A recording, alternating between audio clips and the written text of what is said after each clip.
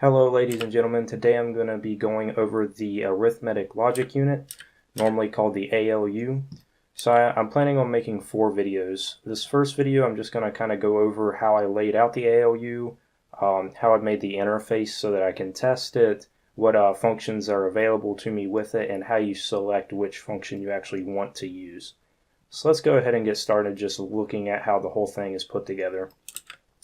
So I tried to name or leave comments about as much stuff as I could so that I know what I'm looking at. So right here we see an A and a B, and those are just names for the different bytes. I have my A byte, which is these 8 wires, and my B byte, which is these 8 wires.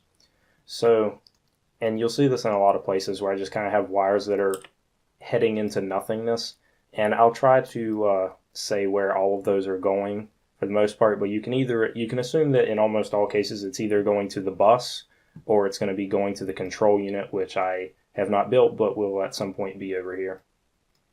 So right away we have this A byte, which will be connected to the bus, and this B byte, which is going to be stored within this byte and then will be output into the ALU. Notice that this one will actually have has a NOT gate right here, so that it will actually output all of these enablers will always be on, except for when the control unit actually turns this NOT gate off, so that then it actually outputs 1, and we'll go into that more, but it's a way to increment different pieces.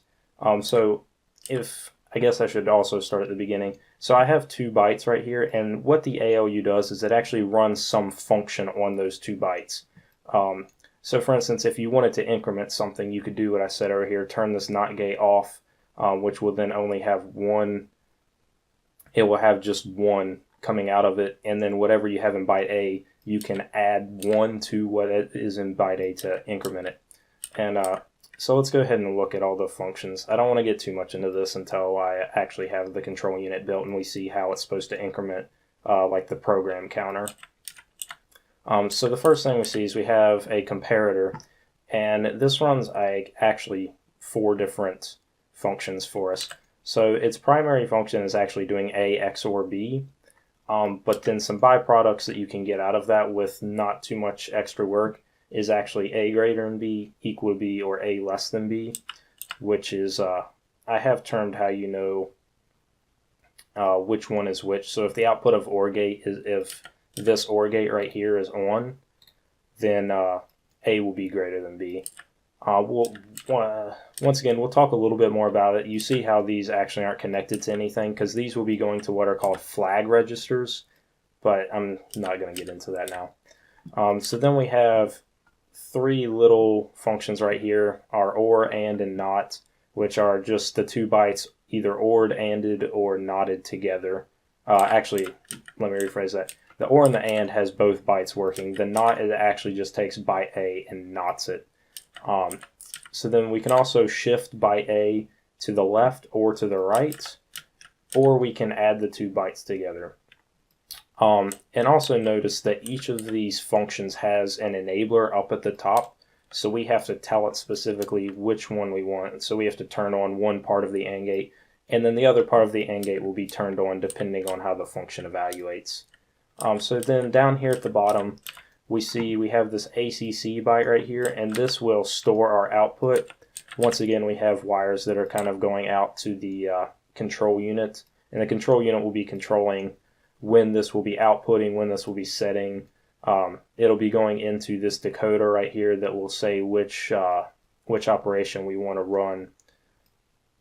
And so let's look at the decoder now. I have this little diagram here that tells me what I need. So let me jump into the game. Actually, it'll make more sense for us. So I have 0, 0, 0 is add, and then 0, 0, 1 is shift right. So 1 being on, 0 being off. We see that all of the inputs to this decoder are actually off right now, and so we are actually enabling the adder function. So let me get over here.